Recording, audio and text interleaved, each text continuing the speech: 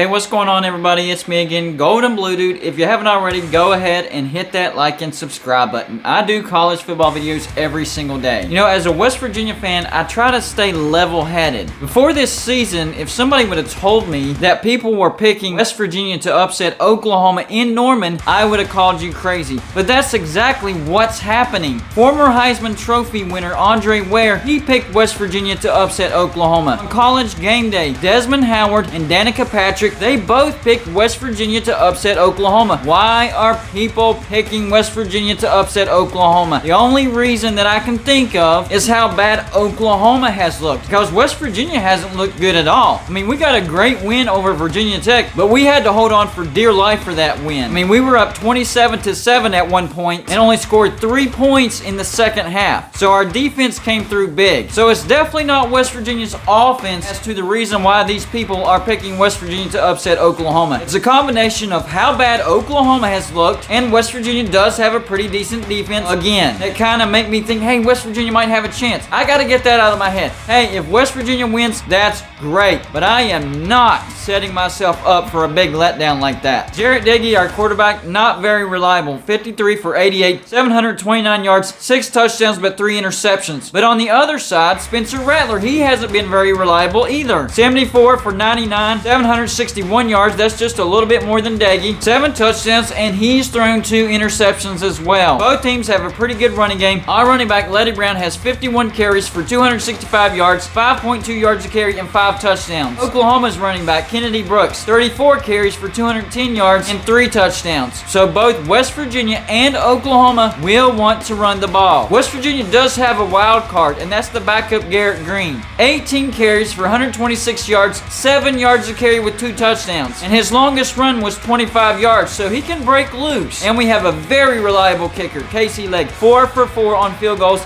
including 2 for 2 from 40-plus yards. So we actually have a weapon in the kicking game. The biggest problem for West Virginia is time of possession. West Virginia averages 29 minutes and 40 seconds per game, while their opponent averages 30 minutes and 20 seconds. So the teams we play actually has the ball more than what we do. That can wear your defense out. We have got to learn how to control the clock more. The reason I'm not getting my hopes up, number one, it's in Norman. Number two, Oklahoma does tend to get going after a few games. Could this be the game where the lid comes off of Oklahoma and they go off on West Virginia? I think there's a possibility. The point spread on this game is Oklahoma is favored by 17.5.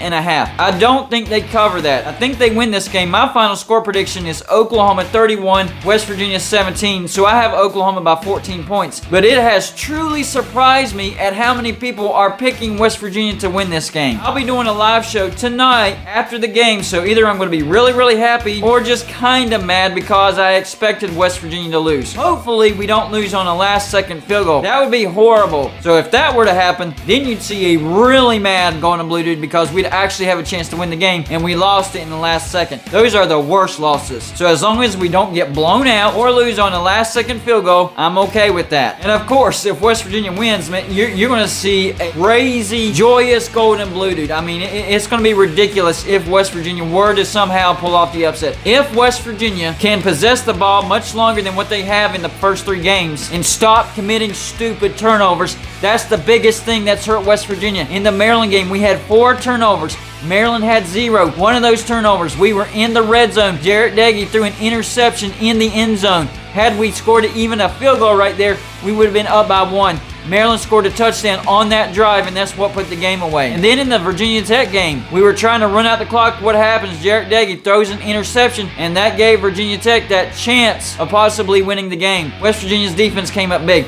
We have got to cut out the turnovers. If we cut out the turnovers, we do have a chance. But we still need Oklahoma to not play very well. So it's a combination of 2 things that I don't trust. I don't trust West Virginia to not commit turnovers. They have to prove me wrong right there. And I don't trust Oklahoma to keep playing the way they've been playing. They have too much talent over there. So that's why I'm not picking the upset. So I need to know about other West Virginia feelings. Are y'all getting your hopes up? Is this a real thing that could happen? Don't forget, this is a prime time game game in Norman. This is going to be a night game. So that's another reason I'm not getting my hopes up. I'm not going to talk myself into that. I don't care how many bigger names are predicting the West Virginia upset. I'm not talking myself into that. And don't say that I'm not a true West Virginia fan just because I'm not predicting the upset. I will always cheer on the Mountaineers and hope for this upset. I just don't see it happening. Come on, West Virginia, put up a good game. That's all I want. Put up a good game. Don't get blown out. That's all I got for you for this show. Like and subscribe if you haven't already, and I'll see you on my next show.